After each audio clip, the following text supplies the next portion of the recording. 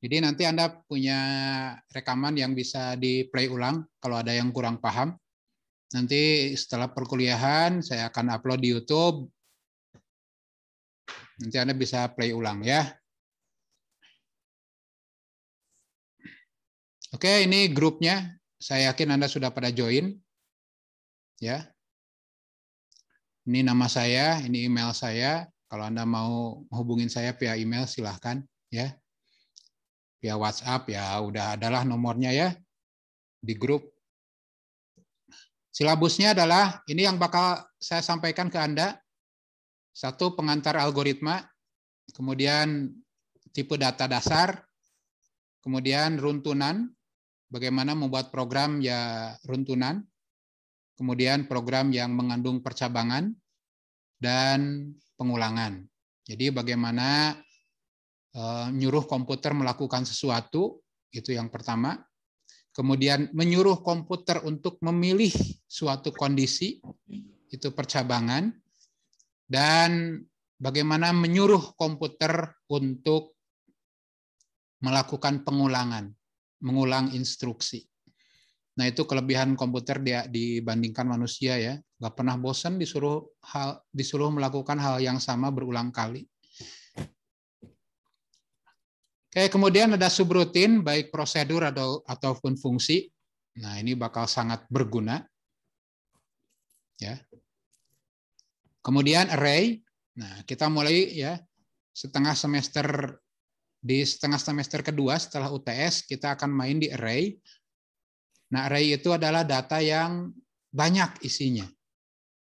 Nah, nanti Anda bakal ketemu array 1 dimensi, array 2 dimensi, ataupun array yang 3 dimensi, atau 4 dimensi, atau 5 dimensi kalau Anda sanggup membayangkannya.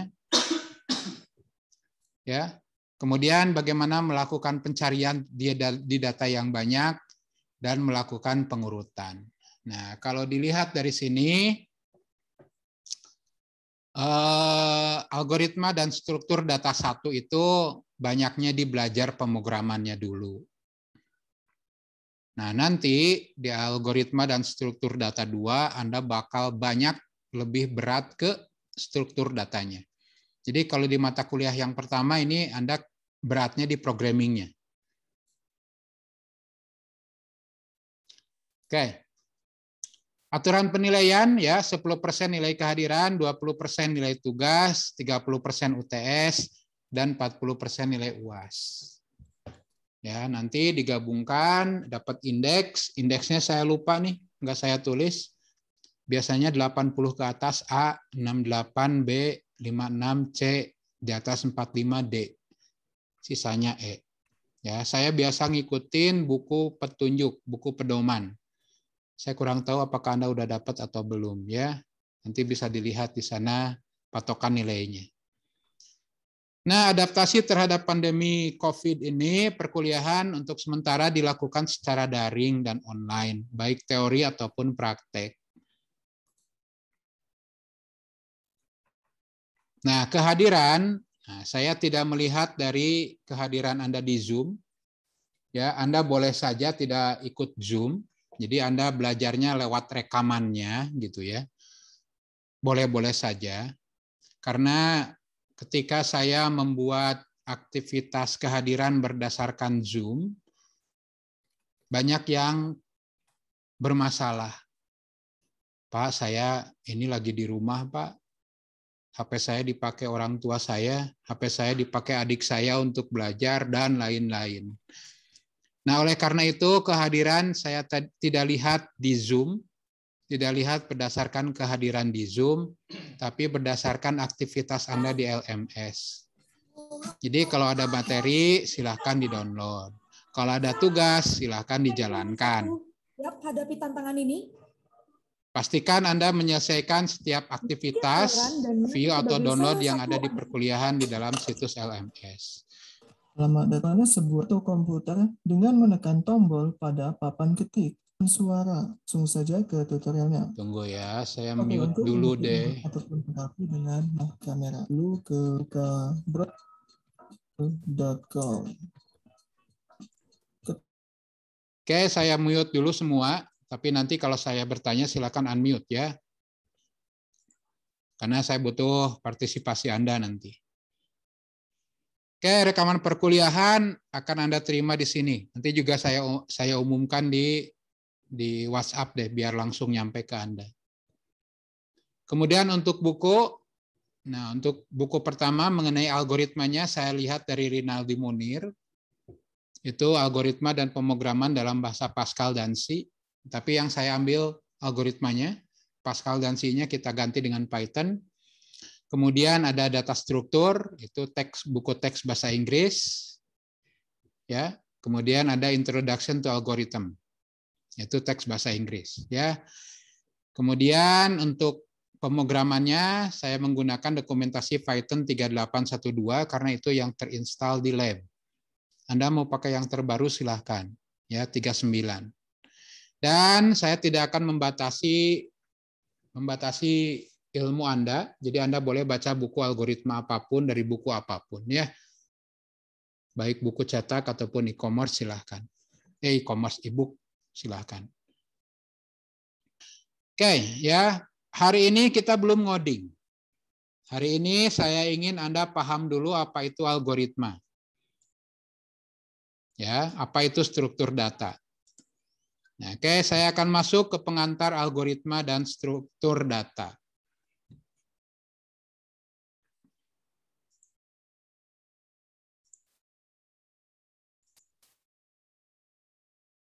Oke, ya, saya ulang, saya tidak ada pertemuan ngoding dulu hari ini. Saya ingin Anda paham apa itu algoritma, apa itu struktur data. Ya. Kita mulai dengan definisi algoritma. Apa itu algoritma? Sederhananya adalah algoritma adalah urutan langkah-langkah untuk menyelesaikan suatu masalah. Simpel. Itu saja udah benar. Ya. Nah, tapi kalau Anda lihat buku-buku lain, ada yang nyebut bahwa algoritma adalah deretan langkah-langkah komputasi. Nah, ini udah mulai nyerempet ke komputer nih. Deretan langkah-langkah komputasi yang mentransformasikan data masukan atau input menjadi keluaran. Nah, algoritma itu sebenarnya tidak harus berhubungan dengan bahasa komputer, tidak harus berhubungan dengan ilmu komputer. Kenapa? Kalau Anda melihat resep masakan di majalah atau di koran, Anda nemu resep masakan. Pertama, siapkan bahan. Kedua, panasin wajan. Masukin minyak. Tunggu sampai minyaknya panas. Masukin ini, masukin itu, aduk-aduk. Itu algoritma. Algoritma memasak nasi goreng. Algoritma memasak telur. Ya, resep masakan itu juga algoritma. Itu adalah langkah-langkah untuk menyelesaikan suatu masalah. Saya pengen telur dadar. Langkahnya, ya itulah algoritmanya. Nah, kalau di buku komputer rada-rada nyerempet nih, deretan langkah-langkah komputasi yang mentransformasikan inputan menjadi keluaran. Saya punya input berupa telur, keluarnya omelet. Gitu ya. Nah, itu ada langkah-langkahnya. Itulah algoritma. Hati-hati, jangan tertukar dengan logaritma. Log 10, log 2, jangan ketukar ya. Algoritma. Definisi lain dari buku lain nih. Algoritma adalah deretan instruksi yang jelas untuk memecahkan masalah. Sama aja untuk menyelesaikan suatu masalah, yaitu untuk memperoleh keluaran yang diinginkan dari suatu masukan dalam jumlah waktu yang terbatas. Jangan sampai algoritma itu jalan terus nggak ada ujungnya. Harus ada ujungnya. Ya, saya ingin ngurutin data, masa nggak selesai-selesai ya. Definisi keempat, ya, algoritma adalah prosedur komputasi yang terdefinisi dengan baik, yang menggunakan beberapa nilai sebagai masukan, dan menghasilkan beberapa nilai sebagai keluaran. Nah, itu beberapa definisi dari algoritma. Tapi walaupun Anda lihat nih, ada banyak definisi ya. Ini definisi pertama, ini definisi kedua, definisi ketiga, definisi keempat. Tapi akan selalu muncul keyword yang sama. Yaitu algoritma itu adalah langkah-langkah. Ada yang nyebut prosedur, ada yang nyebut instruksi, itu sama saja.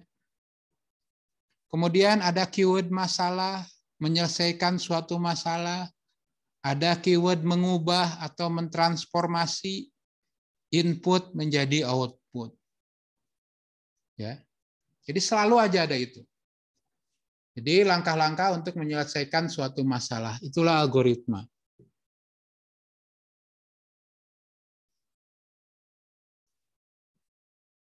Nah, lalu dapat dari mana nih kata algoritma itu didapat? Ya. Nah, dalam bahasa Inggrisnya algorithm. Ya. Kemudian kata algoritma berasal dari nama orang, ahli matematika Persia, yang bernama Abu Ja'far Muhammad Ibnu Musa Al-Khwarizmi. Nah, ya.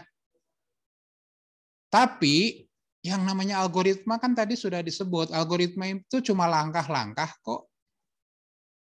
Cuma mungkin zaman dulu banget belum dikenal yang namanya algoritma, cuma langkah-langkah aja gitu.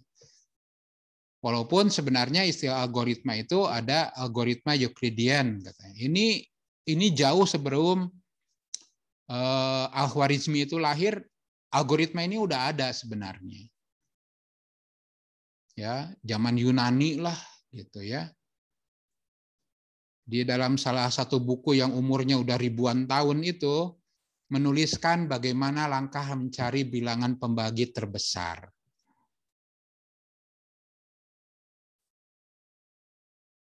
Ya. Oke. Kemudian kita masuk ke problem. Apa itu problem? Problem adalah pertanyaan atau tugas yang harus dicari jawabannya. Contoh problem adalah seperti ini.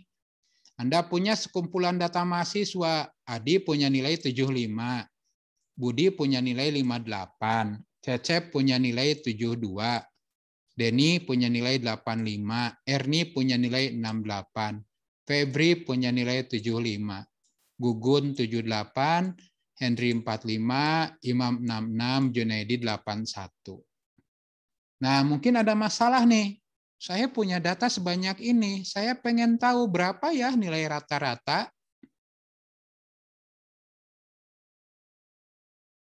Berapa ya nilai paling tinggi? Oke, saya butuh interaksi Anda ya. Kalau mau di-unmute silahkan. Berapa nilai terbesar?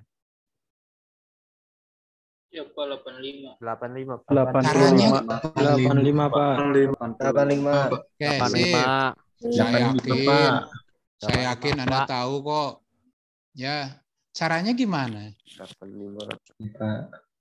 Caranya gimana kok bisa nemu 85? Lihat angka Ada yang itu lihat terbesarnya. angka Ya, yang paling ini. besar, Pak. Lihat dari data. Lihat angka. Terbesar. Gini, ya. Pertama kita lihat sini dulu kan. Pertama mah 75 dulu paling besar. Oke, 75 paling besar. Ada 58. Lebih besar enggak? Enggak. Masih tetap 75. Gitu kan? Satu-satu Anda lakukan kan? Sampai data terakhir. Nah, itulah algoritma. Jadi bandingkan data pertama dengan data selanjutnya, cari yang lebih besar gitu. Jika ada yang lebih besar, maka paling besar berubah gitu. Itulah algoritma. Cuma masalahnya, apa yang ada di otak Anda, langkah-langkah yang ada di otak Anda itu harus bisa dilakukan oleh komputer. Nah, itulah tugasnya programmer. Bagaimana sesuatu yang bisa dikerjakan manusia jadi bisa dikerjakan oleh komputer. Nanti saya contohkan ya. Kenapa kita butuh algoritma? Siapa yang punya nilai paling tinggi? Oh, cari. Cari. Untuk dapat nilai paling tinggi kita harus tahu dulu paling tingginya berapa? 85. Oh, 85 nih. Cari yang 85 siapa? Denny. Tuh, pertama cari dulu angka terbesarnya, baru cari orangnya. Berapa nilai mediannya? Wah, diurutin dulu, nyari tengahnya. Berapa modusnya? Modusnya berapa nih? 75 cuma ada 2. 58 ada 2. 68 ada 1. Oh, Anda cari dulu modusnya di Merambah. Oh, modusnya ada di 75 karena ada 2 orang. Nah, 58 juga seperti itu. Nah, itu bagaimana cara dari manusia itu bisa dilakukan oleh komputer. Nah, itulah kerjaan programmer. Oke, susunlah daftar mahasiswa secara beruntun, terurut berdasarkan nilai, dimulai dari terbesar. Wah, cari dulu nilai terbesar 85, kemudian 81. Nah, itu cara orang. Orang udah bisa loh. Orang bisa melakukan hal tersebut. Ya, bisa. Tapi bagaimana supaya itu bisa dikerjakan oleh komputer? Nah, itulah algoritma. Oke, kenapa kita butuh algoritma? Ini nih, jawaban penting yang wajib Anda paham. Kenapa kita butuh algoritma? Saya punya data 9, 0, 10, 8, 4. Oke, saya pakai timer ya. Saya mau nanya dulu nih ke Anda nih ya. Pakai timer nih. Timer.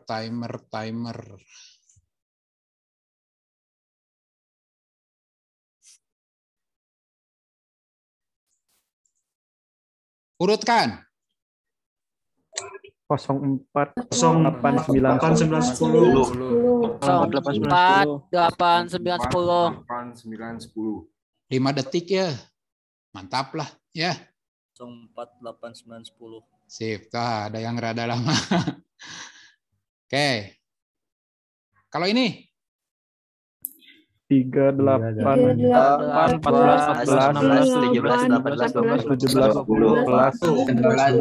20. 20. Oke, 9 detik lah.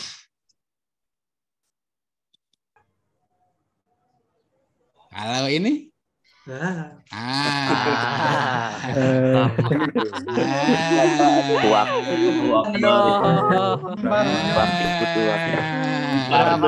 Lima, 6. Duanya aja ada berapa tuh ya? Udahlah, nggak usah diterusin.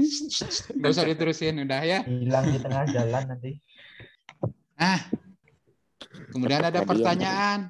Ada pertanyaan nih. Kalau 1000 data atau 1.000.000 data, manusia bisa enggak? Bisa sih. Bisa, lama, tergantung. Pak. Lama. Pasti bosan, Pak. Nah, itu. Kalau yang hobi, Pak. Jadi Itu kalau punya waktu susah ya. sendiri Pak yang ada. Tes, Pak. Manusia bisa melakukan hal tersebut. Ya, tapi membutuhkan waktu yang lama dan riskan terjadi kesalahan karena human error, capek lah, hilang konsentrasi lah, dan lain-lain. Kita sendiri nggak begitu tahu nih di sini angka 2 ada berapa ya. Susah kita nyarinya. Nah, disinilah kita pakai yang namanya algoritma. Inilah algoritma pengurutan yang bisa Anda pakai. Ya, ada algoritma yang namanya bubble sort, pengurutan gelembung. Ada algoritma selection sort, pemilihan, jadi dipilih dulu. Merge sort, heap sort, insertion sort, quick sort. Tapi nggak ada moro sort, nggak ada ya. Oke.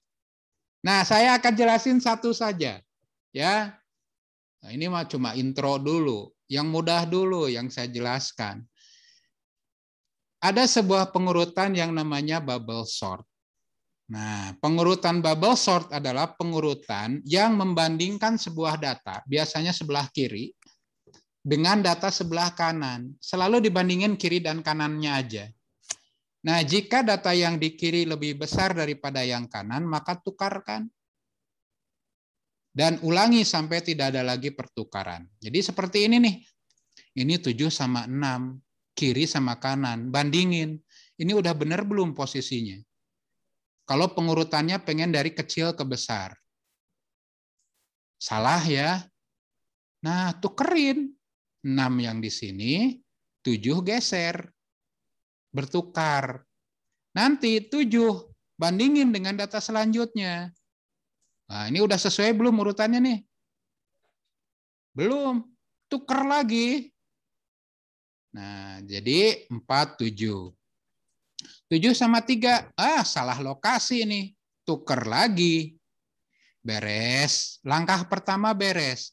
Langkah pertama kita dapat yang namanya terbesar. Jadi 7 itu akan geser terus. Paham nggak? Paham. Paham ya? Ini bubble sort. Algoritma pengurutan paling sederhana. Ini gaya orang. Kalau orang melakukan pengurutan ya itu tukerin. Langkah kedua, sisa langkah 1, lakukan lagi. Tapi yang ini udah bener, nggak usah diotak-atik lagi. Ini udah paling besar. 6 sama 4, salah posisi, tukerin. Sekarang 6-nya udah pindah, bandingin sama 3, tukerin. Jadilah 4, 3, 6. Nah ini udah bener. Udah beres nih, jangan diganggu-gugat lagi. Berarti nanti kita tinggal urutkan ini nih. Nah, langkah ketiga, bandingin 4 sama 3. Oh, yang 4 yang kiri lebih besar daripada yang kanan. Tukerin. Jadilah seperti ini. Nah, kalau Anda ngurutin 4 data, cukup 3 langkah. Artinya cari 3 terbesar. Ya, susun 3 terbesar. Otomatis ini paling kecil kan? Inilah yang namanya algoritma bubble sort. Ini manusia ngerti. Cuma bagaimana caranya ini bisa dijalankan oleh komputer. Oke ya, ada sebuah situs nih, ini bagus buat belajar. Ya, nanti Anda bisa lihat di materinya. Ini mendemokan beberapa cara algoritma pengurutan. Pelan-pelan, tapi ya. Ini ada data nih, 3, 4, 4, 3, 8, 5. Nah, algoritmanya algoritma bubble sort dulu nih. Di atas ada bubble sort. Saya klik sort, saya klik go. Maka 3 sama 4, 4 dibandingin. Tukerin gitu. Kalau gagal, tukerin. Kalau salah tempat, tukerin. Nah, sehingga di langkah pertama, yang terbesar udah jangan diganggu-gugat. Lakukan lagi hal yang sama.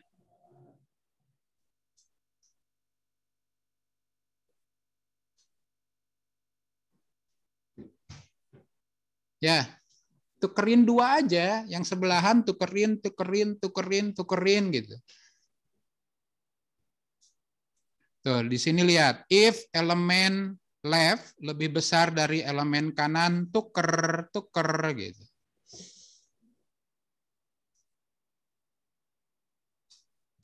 Inilah sabarnya komputer. Disuruh melakukan hal yang sama tapi nggak bosen-bosen.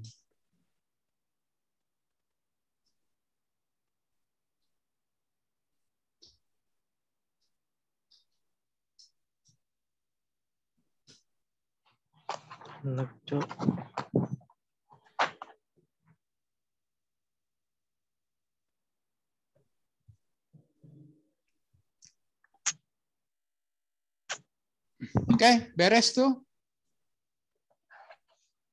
Nah, wah, gimana caranya? Nah, mau percaya atau tidak, inilah bubble sort. Cukup segini. 4 baris perintah. Di dalamnya Anda wajib ngerti pengulangan, Anda wajib ngerti percabangan, dan wajib ngerti bagaimana mengakses data banyak.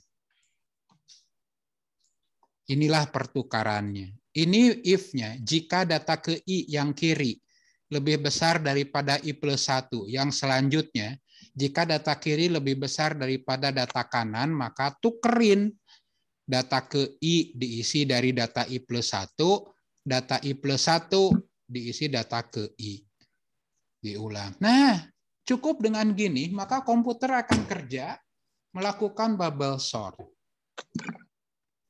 Oke, saya demokan ya. Tadi saya udah buka di sini. Saya udah buka yang namanya PyCharm. Ini editor untuk apa sih? Editor untuk nulis program di Python. Oke, ini saya close dulu. Saya hapus saja.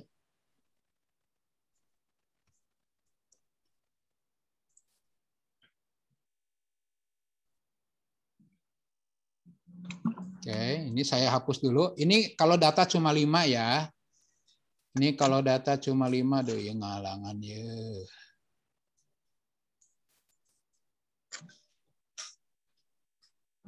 Oke ya, yang mau ke toilet nggak usah ngomong-ngomong di chat ya.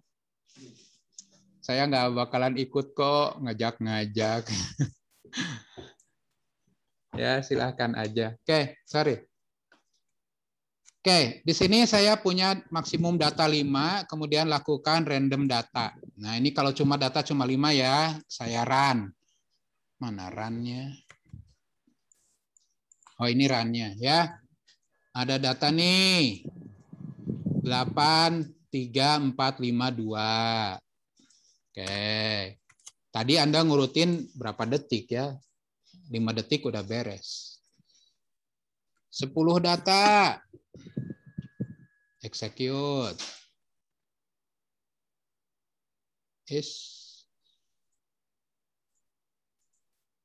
Nah, ini saya punya data sebanyak 10 secara random. Nah, sekarang saya punya data sebanyak 100. Nah, nih saya random data ya. Semoga kelihatan angkanya nih. 100. Nah, ini kalau dilakukan oleh orang, wah dijamin lama. Nah, oleh karena itu, saya sisipkan nih algoritma yang tadi. Nih, saya sisipkan. Inilah source code untuk melakukan bubble sort. Cuma 4 baris kok. Jadi setelah saya nampilkan data, ini tampilkan data nih, kemudian catat waktunya, waktu mulai pengurutan, lakukan pengurutan, catat waktu selesai, hitung lamanya, tampilkan. Oke, saya akan eksekusi nih.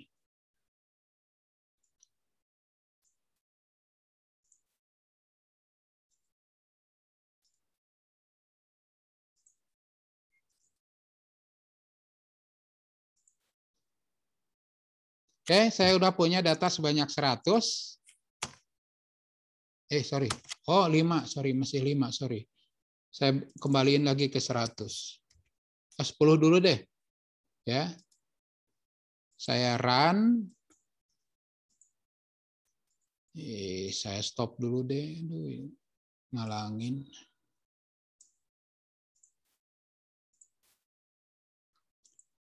Saya punya data 10. Nah, kalau data 10 diurutin, ya, diurutkan dengan algoritma ini, tuh, jadi beres. 0, 1, 2, 5, 6, 8, 16, 16, 16. Berapa detik nih? Nggak ada bedanya. Ya, ini saya perjelas lah ya. Mulai jam segini, selesai nggak segini, nggak sedetik, ya, nggak nyampe sedetik gitu, ya, lamanya cuma segini nih. Itu 100 data, 10 data, nggak terasa, beres, rapi, terurut. Nah, sekarang kita ubah 100 data, berapa lama ya komputer mengurutkan 100 data? Nih datanya sebanyak 100 nih. Ya. Mulai pengurutan, nggak nyampe sedetik nih, beres. Ya, lihat nih 100 data. 100 data itu cuma berapa nih? Sorry ya, ini ada lamanya. Ngapain saya ngitung ini? Lama. Jam 0, menit 0, detik 0, 0,01. Seper 1000 detik. Beres. Ya. Data 100 mah 10 1000 detik juga udah beres. 1 milidetik beres.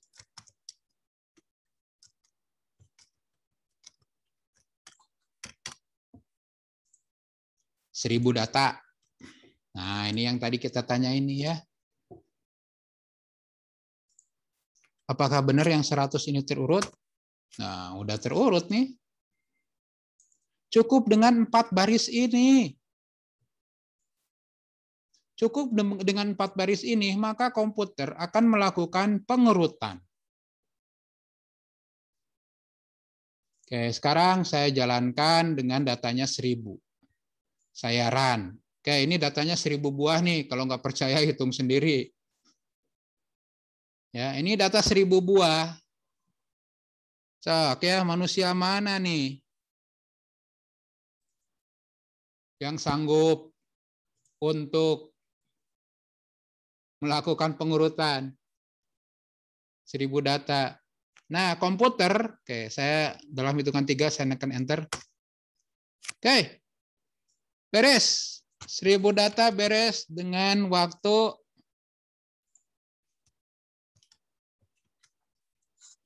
hanya 0,2 detik. Itulah peran dari algoritma. Kebayang? Kebayang. Kebayang, Pak. Kebayang, Pak. Bayang, Pak. Kebayang, Pak. Kebayang, Pak. Kebayang, Pak. Nih, 10.000 data. Siapa yang sanggup manusia lihat angkanya aja pusing? Lihat nih ya.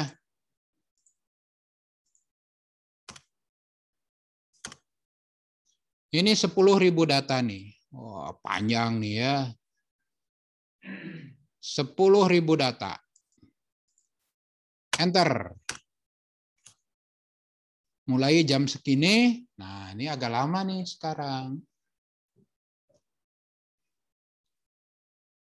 Berapa detik? Ayo, mulainya sih jam segitu.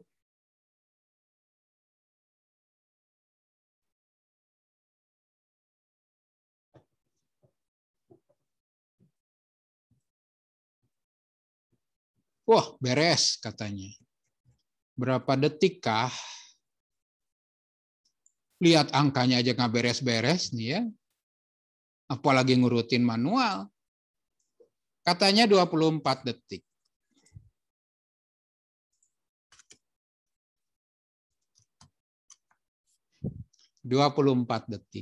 Manusia mana yang sanggup ngurutin 10.000 data dalam 24 detik? Bisa dengan bantuan komputer.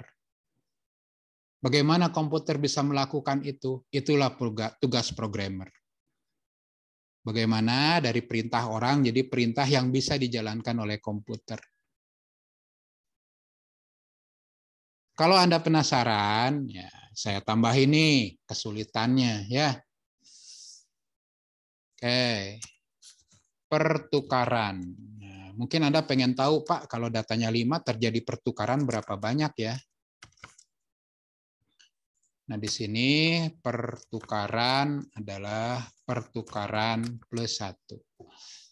Kemudian di sini saya tulis print pertukaran yang terjadi adalah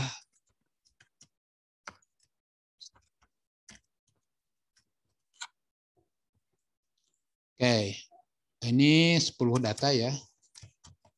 Jangan 5 deh. 10 dulu deh.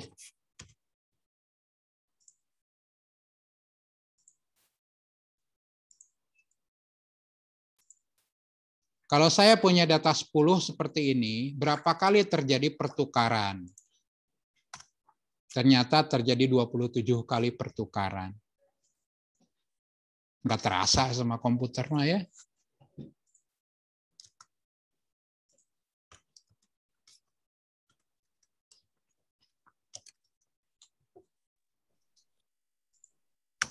Beres tuh, terurut datanya.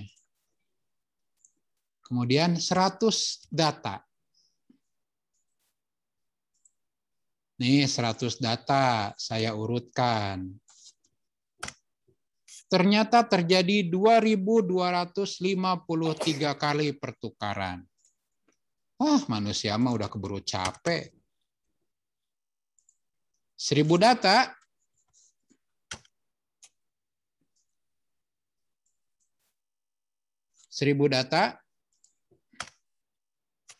Ternyata terjadi 245.000 pertukaran. Nggak terasa sama komputer mah, nggak capek dia. Hasil masih sama tuh, lihat.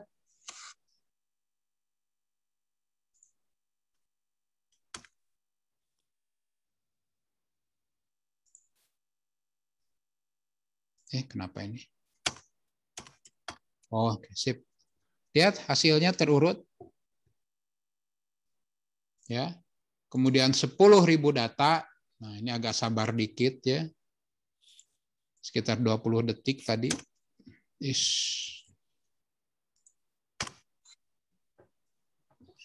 Nah, ini komputer lagi nukerin data 1 dengan data 2, data 2 dengan data 3, data 3 dengan data 4, data 4 dengan data 5. Tukerin aja terus sebelahnya kalau salah posisi.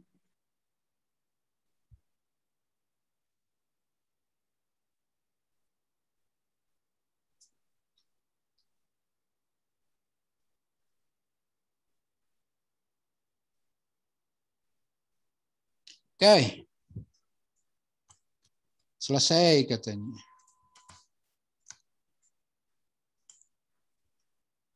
$25 juta kali barusan terjadi pertukaran. Manusia mah berapa lama ngerjainnya, ya? Oke, itu peran dari algoritma. Nah, ini yang dilakukan oleh Anda kalau Anda membuat algoritma sendiri. Tapi sebenarnya kalau Anda pakai Python sudah ada loh pengurutan. Anda cukup lakukan gini, data, titik, sort, data, urutin. Udah, gini doang. Ini malah lebih canggih dari bubble sort. Oke, 10.000 data ya. 10.000 data tadi itu berapa detik? 25 detik. 24 detik. Ini dengan algoritma bubble sort. Nah, tapi dengan pengurutan bawaan dari Python, inilah enaknya Python. Jadi untuk pengurutan nggak harus buat sendiri, sudah disediain.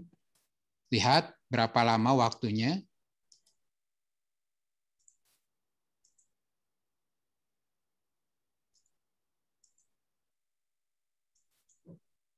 Oke, ini 10.000 data.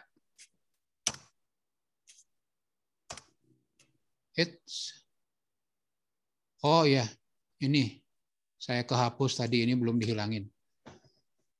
Oke, saya jalankan run. 10.000 data. Beres tuh. Ini dengan algoritma pengurutan bawaan dari Python. Ya, ternyata lama pengurutan nggak nyampe sedetik.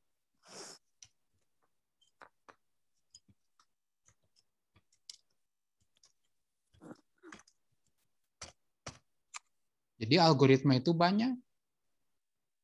Bubble sort, udah cepat nih. Itu mah bentuk yang belum tahu. Kalau yang sudah tahu menyebut algoritma itu paling lambat. Nah, cuma caranya nggak sesederhana bubble sort. Ya.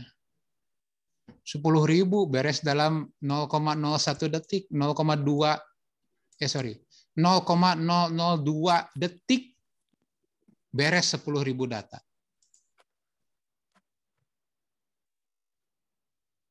Ya gitu, terurut. Ya kita tinggal lihat. Tuh sama terurut. Ya algoritma itu banyak. Jadi jangan puas dengan satu algoritma. Cukup dengan bubble sort. Jangan.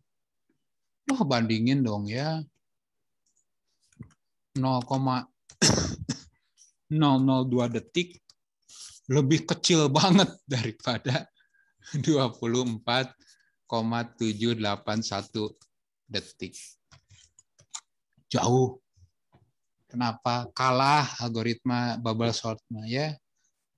Nah, tapi walaupun algoritma bubble sort lambat, tapi itu lebih cepat dibanding manusia. Oke, itulah kenapa kita butuh algoritma. Ya, silakan kalau ada yang mau ditanyakan.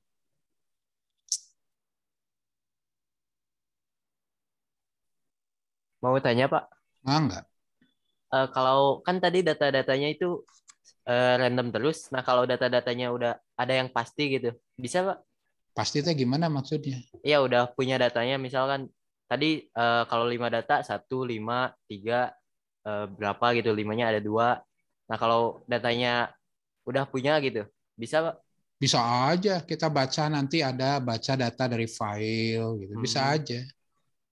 Itu barusan daripada saya input datanya satu-satu 10.000 kali, udah random. Acak aja gitu, random aja. Ya, Pak. Makasih, Pak. Iya. Ini cukup gini ya. Nih ngerandom data nih. 2 baris perintah ngerandom data, mau 10.000, mau 1.000.000 data, cukup segini. Daripada Anda melakukan input data 10.000 kali, berapa lama inputnya? Ya, kita lakukan dengan random.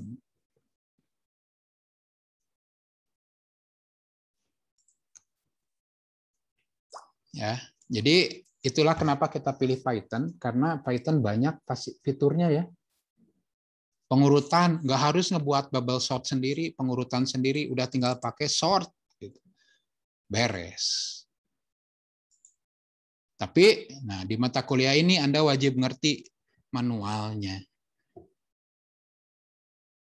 Saya punya data sebanyak 10.000, pengen diurutkan namanya berdasarkan tanggal lahirnya. Wah, ribet, nggak bisa pakai sort yang sederhana.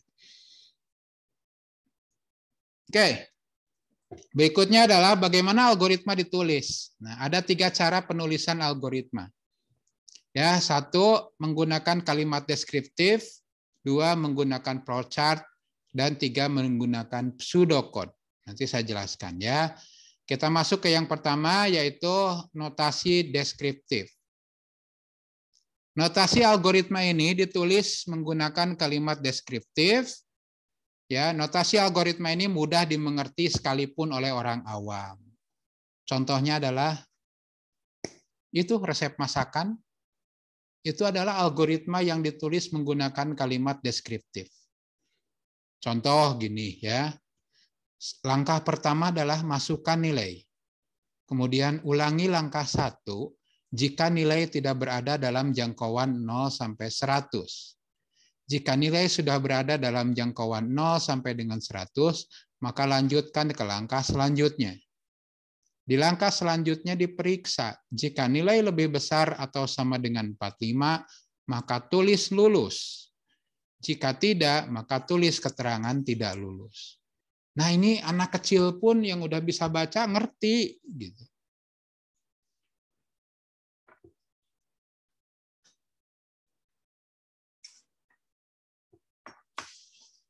Inilah algoritma yang disebut algoritma deskriptif, notasi deskriptif. Orang umum masih awam. Orang awam masih ngerti lah ya. Nah, yang kedua adalah algoritma yang menggunakan flowchart. Nah, ini juga disebut algoritma. Nah, biasanya pakai simbol-simbol ini, ya, simbol proses, keputusan, dokumen, data, manual input, dan lain-lain. Nah, contohnya yang tadi itu bisa disusun, notasi yang deskriptif tadi bisa disusun dengan flowchart seperti ini. Kita mulai dengan lakukan masukkan nilai. Kemudian periksa jika nilai berada di antara 0 sampai 100, lakukan langkah selanjutnya. Tapi jika tidak, balik lagi ke masukkan data, masukkan nilai. Tapi jika nilai udah berada di antara 0 sampai 100, periksa apakah nilai lebih dari 45. Jika iya, maka tulis lulus. Jika tidak, maka tulis tidak lulus. Selesai. Nah, ini juga algoritma. Algoritma yang ditulis dengan flowchart. Anda juga sering nemu inilah. Mungkin yang paling terakhir Anda lihat, flowchart mengikuti vaksinasi. Pertama, lakukan dulu pendaftaran. Kemudian diperiksa tekanan darah. Jika tekanan darah kurang dari sekian, lanjutkan ke proses suntik. Jika ini suruh tunggu. Jika udah tunggu, periksa ulang. Nah, itu dalam bentuk flowchart biasanya. Itu juga algoritma. Ya, kadang ketika saya punya ide, saya gambarin dalam bentuk algoritma. Kadang saya juga tulis aja lah, kayak saya nulis kalimat biasa gitu, deskriptif. Dan yang ketiga adalah notasi algoritma yang ditulis menggunakan pseudocode, kode semu. Kayak codingan lah, kayak codingan bahasa pemrograman, tapi ini mah bahasa Sunda lagi nih mau keluar. Kokodingan ya, kokodean, kode bohongan, mirip dengan kode program tapi bukan gitu. Ya, jadi notasi ini adalah algoritma dibentuk dengan notasi yang mirip dengan bahasa pemrograman. Tapi kalau di run error gitu. Karena itu bukan bahasa pemrograman, itu mah senulis-nulisnya aja lah, mirip-mirip bahasa manusia. Tapi agak-agak nyerempet bahasa pemrograman. Nah, itu pseudocode. Ya, pseudocode masih mungkin bisa dimengerti oleh orang. Nah, ini sekedar contoh. Ya, saya punya algoritma, kemudian ada data yaitu nilai berupa bilangan bulat, kemudian ulangi input data, ulangi sampai kapan nih? Ulangi sampai nilainya melebihi dari 0 dan nilainya tidak lebih dari 100. Kemudian periksa, jika nilai lebih dari 45, maka tulis lulus. Jika enggak, maka tuliskan tidak lulus. Nah, ini mirip dengan bahasa Pascal. Source code-nya mirip dengan bahasa Pascal. Tapi kalau dijalanin di Pascal juga error gitu. Nah, ini pseudocode, mirip source code semu gitu, pseudocode. Disebut source code bukan, mirip source code.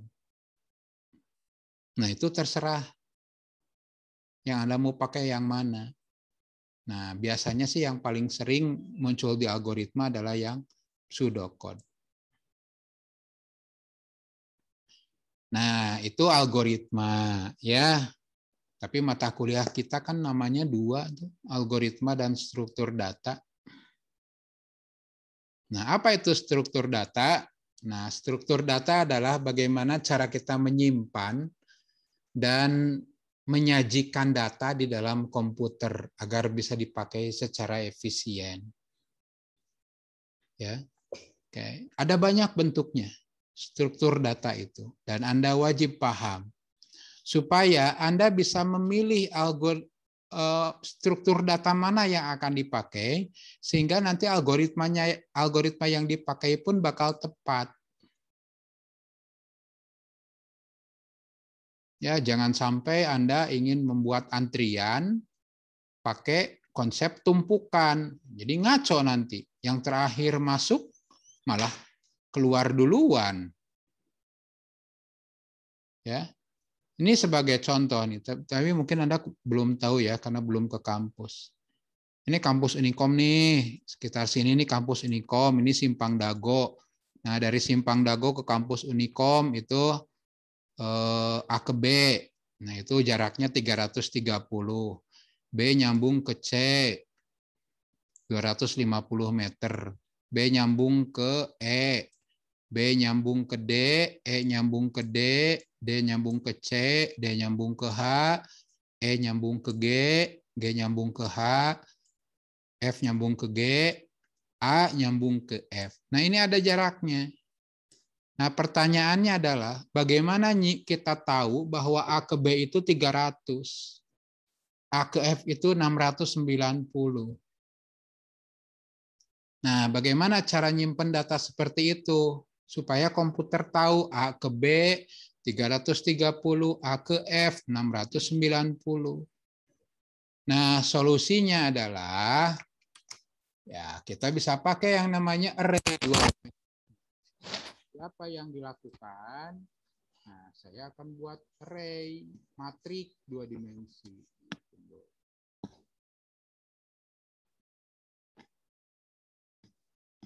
Nah, yang saya lakukan adalah saya buat tabel.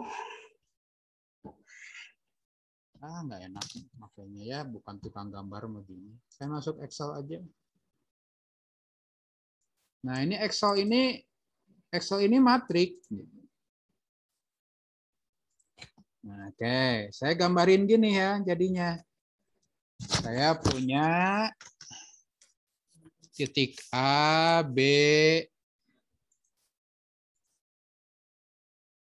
C, D, E, F, G, H.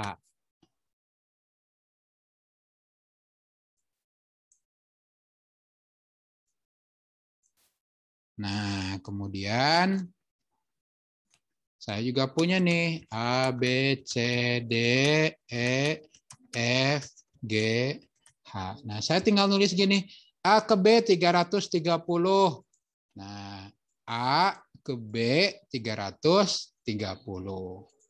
A ke F 690. Begitu juga dengan B ke A 330, ke F 690. Kemudian B ke C 250, C ke B pun 250. Nah, Anda susun dalam bentuk matrik. Nah, ini contoh ya. Jadi kalau Anda punya peta jarak, nah Anda bisa susun dalam bentuk matrik seperti tadi. Contoh lain, nah Anda punya kasus nih, Anda punya data MLM. A punya anak buah BCD, B punya anak buah EF, C punya anak buah G, D punya anak buah HI. Nah, pertanyaannya, siapakah downline dari B? Kalau H bertransaksi, nah kalau H bertransaksi, siapa aja yang kebagian untung? Berarti parent dari H, upline dari H, D, dan upline dari D, si A. Nah, Anda bakal nemu ini di struktur namanya pohon. Jadi ada akar, ada cabang. Nah, ini juga bisa berlaku untuk silsilah keluarga. A punya anak BCD, B punya anak EF, C punya anak G, D punya anak HI. Siapakah ponakan dari B? Ponakan dari B adalah anak dari saudara. Saudaranya siapa? C dan D. Siapa anak dari C? G. Anak dari D? HI. Oh, berarti inilah ponakan dari B. Tuh bisa ketemu. Siapa anak, siapa orang tua, siapa cucu, siapa ponakan, siapa sepupu. Nah, ide nih, gimana kalau Anda membuat sosial media berbasis silsilah keluarga. Jadi keluarga satu nyusun data keluarganya, keluarga lain nyusun data. Nanti bisa-bisa kalau ada pernikahan, beberapa keluarga bergabung gitu, jadi satu keluarga, sehingga Anda punya silsilah keluarga orang-orang se-Indonesia, sedunia. Ya, sosial media basis teks, ada Twitter, basis gambar, ada Instagram. Sosial media basis silsilah keluarga. Jadi nanti kalau keluarga kita ada yang muhajat, tinggal klik, maka terkirim semua undangan ke seluruh keluarga. Atau ketika klik, langsung muncul label untuk undangan. Ya. Pakai struktur data apa nih? Struktur datanya tree, pohon. Kemudian Anda ingin menyimpan antrian di bank. Antrian nomor 1 ke loket 2, antrian nomor 2 ke loket 1. Yang bisa manggil gitu, ya.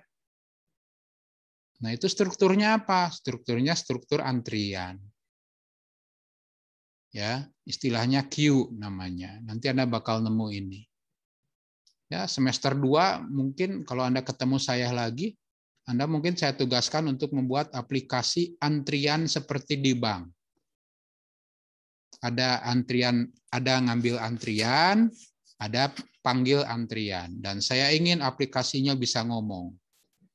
Nomor antrian 001 ke loket 3. Semester 2 ngebuat yang gituan ya. Bukan skripsi yang gituan.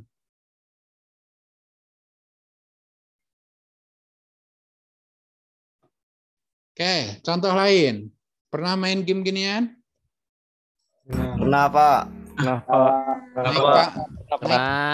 Naik pangkat. Ya, naik pangkat nih. Ada warnanya. Ya. Dan jelasnya ini. Ya, pernah. Tapi pernahnya pernah main kan? Iya, pernah. Kebayang nggak? Pernah, Mbak. Liter OI Bayang, itu. Pak. Bayang, Mbak. Kebayang nggak struktur datanya? Enggak, Pak. Ya. Ini si makanan ini itu sebenarnya yang di komputer itu apa? Apakah emang bentuknya seperti ini? Ataukah apa ya? Nah, mungkin saja strukturnya seperti ini. Inilah papannya, papan permainannya, world-nya, dunianya. Nah, dunianya itu punya mungkin ini juga, saya juga mungkin. Ini itu ada koordinatnya. 1, 2, 3. Oh, ini makanan nih. Oh, makanannya ada di koordinat mana? Oh, papan di koordinat 3,3 ada permen.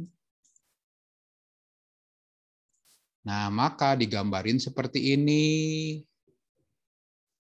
Nah, kemudian bagaimana penempatan makanan? Oh, ini makanan apa? Dalamnya itu gini. Bagaimana struktur data untuk cacingnya, ularnya? Oh, kepalanya ada di sini, nyambung ke data sini, nyambung ke data sini, makin besar nilainya, makin panjang datanya. Cuma ya mungkin saja di sini karena yang ini apa sih? Yang ini ular 1 ya, ini 1, angka 1, angka 1, angka 1, angka 1, angka 1, angka 1, angka 1, angka 1. Ini angka 2, ular 2, angka 2. Di datanya itu seperti ini. Ini ular 3 nih, ular 3. Nah, ini ular 4. Nah, cuma ditampilkannya ya seperti ini. Dalamnya mah bisa-bisa seperti ini. Bagaimana kita ngedeteksi tabrakan? Nah, ini gunanya algoritma nih. Kapan disebut tabrakan? Kalau kepala 1 ular nabrak badan dari ular lain. Nah, itu. Ya. Programmer mah mikirnya ke sininya. Bagaimana ya supaya bisa jadi kayak gini? Jika ada pergeseran, maka koordinat kepala berubah. Nah, badan ngikutin bekas kepala. Oke, itu struktur data. Nah, hasil akhir dari sebuah algoritma adalah jadinya program. Dan pemrograman adalah kegiatan merancang dan menulis program. Program adalah algoritma yang dituliskan menggunakan bahasa komputer.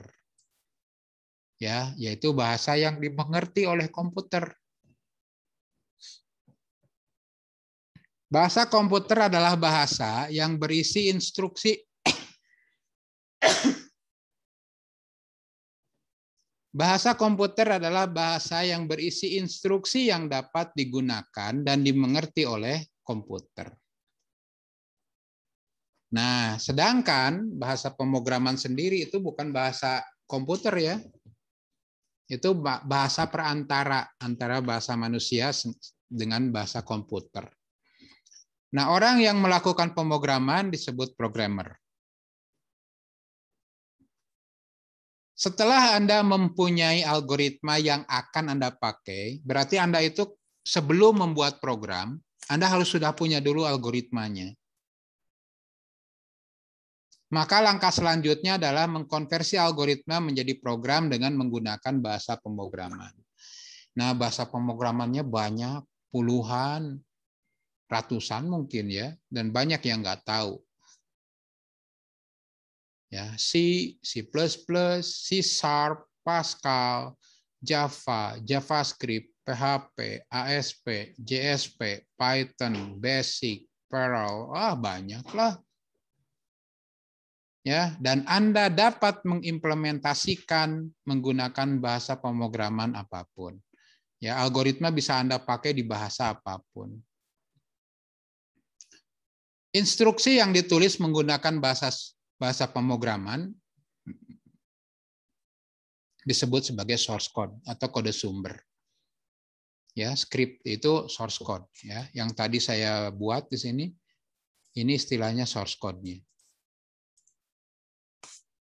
Nah, bagaimana caranya agar source code itu bisa dimengerti oleh komputer? Maka harus diterjemahkan dulu. Nah, penterjemahnya ada dua jenis. Satu ada compiler, dan dua adalah interpreter. Ya. Nah, kalau Anda menggunakan compiler, contohnya adalah C, Basic, dan Pascal, maka semua instruksi yang ada dalam source code itu akan diperiksa dulu error tidaknya. Kalau ada satu aja error, maka tidak akan jadi file executable-nya. Nah, biasanya file executable itu ujungnya belakangnya .exe. Nah, kalau udah .exe, Anda bawa ke komputer manapun, jalankan. Nggak butuh lagi compilernya. Inilah jualan orang IF. File, jualan makhluk gaib. Ya. Makhluk gaib tapi bisa kerja ya. Nah, file executable inilah yang nanti dieksekusi. Nah, contohnya ya, kalau Anda punya program yang double klik jalan gitu ya, itu file exe biasanya. Kemudian ada juga yang sifatnya interpreter, penterjemah. Nah, kalau ini satu baris perintah dijalankan. Jadi kalau Anda punya 10 baris gitu ya. Kemudian baris ke-9 itu error, yang 8 itu dijalanin gitu. Nah, ini contohnya PHP, JSP, JavaScript, Python. Nah, Python itu interpreter. Ya, sehingga bisa dijalankan sebaris-sebaris. Nah, apapun yang Anda pakai, apakah Anda pakai compiler atau interpreter, ujung-ujungnya adalah sesuatu yang bisa dilakukan oleh komputer. Ya, jadi kalau Anda pakai compiler, Oke, kalau Anda pakai compiler, source code itu dikompil dulu dengan compiler, jadi bahasa mesin dijalankan jadi output. Bahasa mesinnya dijalankan. Nah, kalau source code menggunakan interpreter, diterjemahin oleh interpreter, langsung dieksekusi, langsung jadi output. Enggak pakai perantara lagi. Nah, ini sekedar contoh ya. Ini contoh yang pakai compiler, bahasa Pascal. Ini pakai yang interpreter. Ini maksudnya sama aja, cuma beda bahasa. Ya, kalau orang Indonesia nyebut saya suka kamu, saya cinta kamu. Orang Inggris nyebut I love you. Orang Sunda nyebut abi bogoh ka anjeun. Cuma beda bahasa aja. Maksudnya mah sama. Nah, kalau Pascal diperiksa dulu seluruhnya, apakah ada error atau enggak. Kalau tidak ada error, jadi file exe. Nah, kalau ini instruksinya dijalanin satu-satu. Tapi kalau udah dijalanin mah sama aja. Ini kalau udah jadi exe, dieksekusi. Ini kalau dijalankan. Sebenarnya sama aja, ujungnya sama aja. Nah, itulah pengantar algoritma dan struktur data. Nah, lalu kenapa di perkuliahan ini pakai Python? Karena bahasanya sederhana, mudah dipelajari, dan dukungan komunitasnya besar. Banyak orang yang pakai Python sekarang. Ya, dan mempunyai dukungan library framework yang banyak. Itu contoh tadi ya. Kalau Anda pakai Pascal, itu Anda untuk melakukan pengurutan harus nulis dulu source code yang algoritma tadi, bubble sort.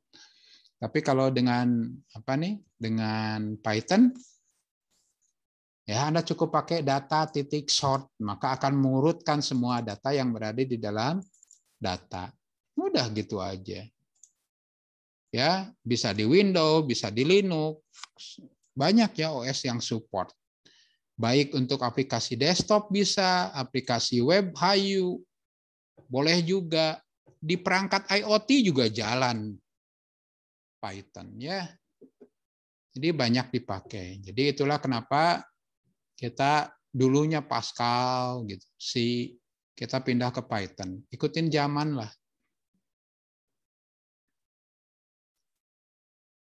Nah, kemudian ini algoritma dalam kehidupan sehari-hari. Tapi ini saya tidak akan play ya, waktunya 59 menit.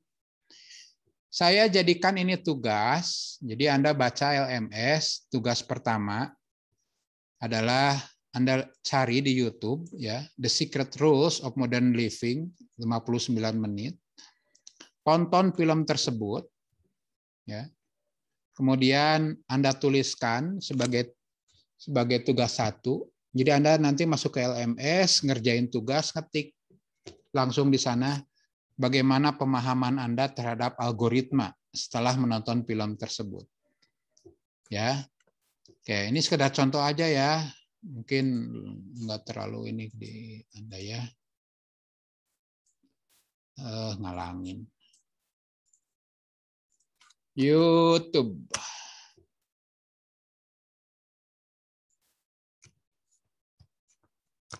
Secret, apa tadi judulnya?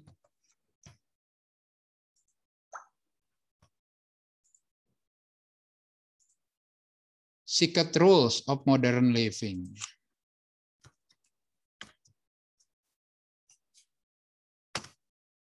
Nah, Anda cari yang 58 menit 34 detik.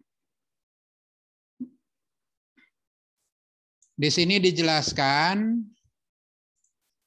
dijelaskan mengenai peranan algoritma. Ini algoritma bubble sort nih lagi diterangin. Ya. Nah, bagaimana antrian pesawat gitu ya. Bagaimana antrian pesawat di bandara. Nggak mungkin lah pesawat gede diantriin dengan pesawat kecil, bisa-bisa pesawat kecilnya kelempar ketika pesawat gede maju. Bagaimana pengaturannya? Ya, bagaimana nyari jodoh? Bagaimana algoritma dalam banyak hal. Nanti Anda coba pelajari ya. Tuh, bagaimana cara milih film, rekomendasi. Bagaimana algoritma niru binatang. Ya, karena ada loh algoritma semut, algoritma lebah gitu. Nah, ini saya jadikan tugas ya karena prakteknya karena teori saya nggak nerangin ngoding. Jadi nggak ada yang bisa dipraktekkan di praktek di lab. Jadi untuk minggu ini, sorry, tidak ada praktek di lab, jadi tugas nonton ini. Ya, nanti alamatnya ini saya kirim ke Anda ya. Saya kirim di grup. Ini ya kalau Anda bahasa Inggrisnya masih kurang bagus, Anda pakai yang ini ya, closed caption-nya. Masih belum ngerti juga, tinggal auto translate aja ke bahasa Indonesia ya. Menurut saya ini sangat membuka pikiran Anda terhadap algoritma.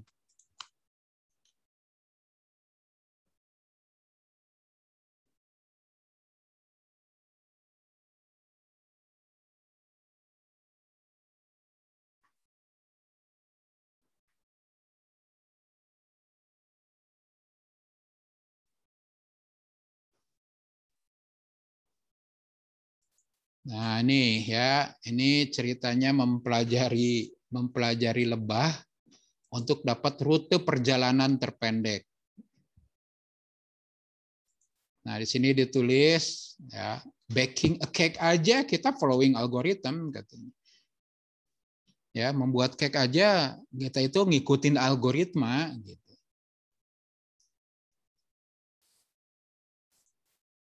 Jadi nanti di LMS, ya Anda login ke LMS, Anda login seperti biasa, Anda kerjakan tugas yang mana algoritmanya, algoritma.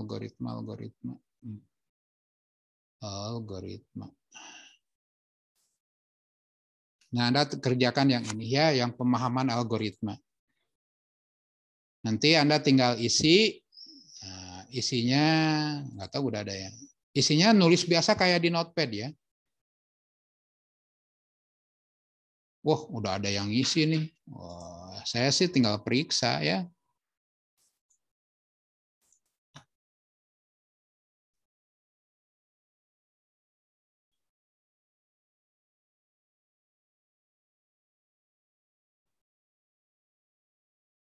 Wah, kita lihat nanti ya.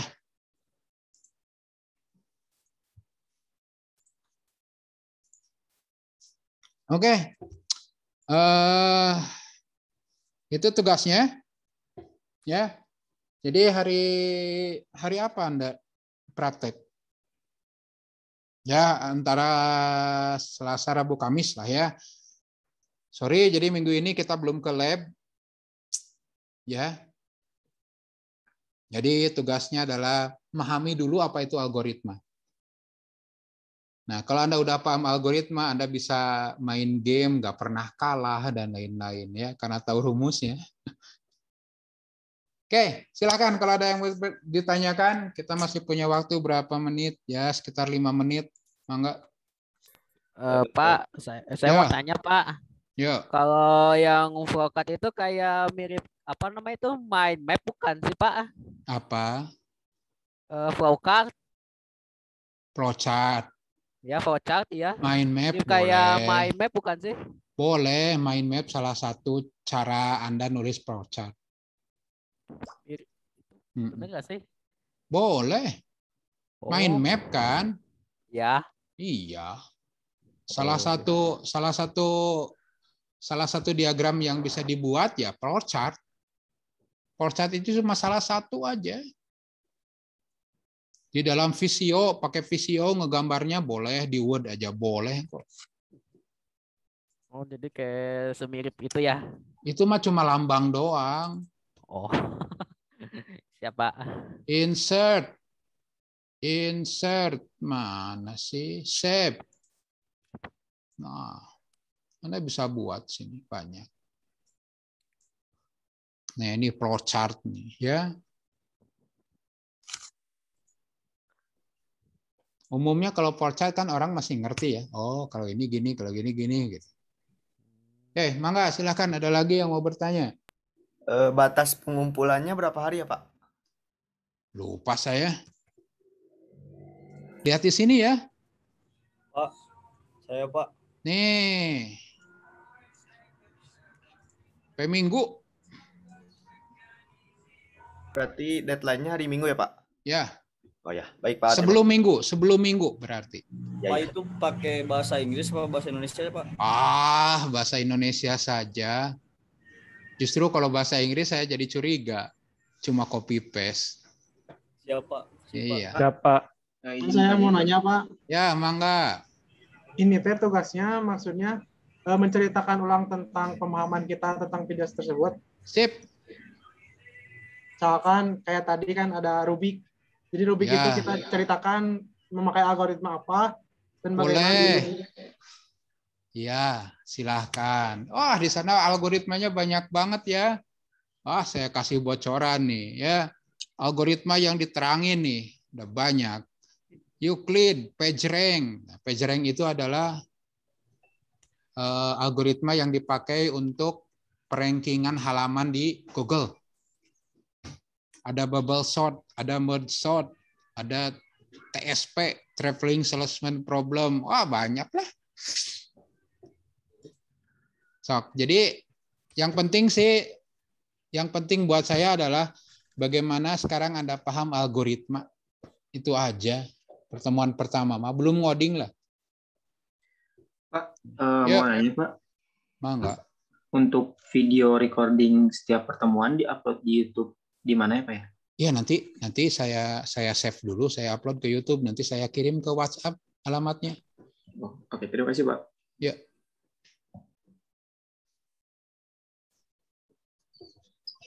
Oke, masih ada lagi? Oke, kalau tidak ada pertanyaan lagi, saya cukupkan sekian. Kita ketemu lagi minggu depan. Nah, minggu depan kita mulai ke ngoding. Ya, ngoding menggunakan bahasa Python. Terima kasih atas perhatiannya. Assalamualaikum warahmatullahi wabarakatuh. Waalaikumsalam warahmatullahi wabarakatuh.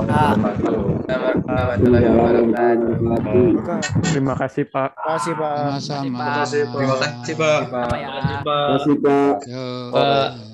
Oke. Terima kasih Pak.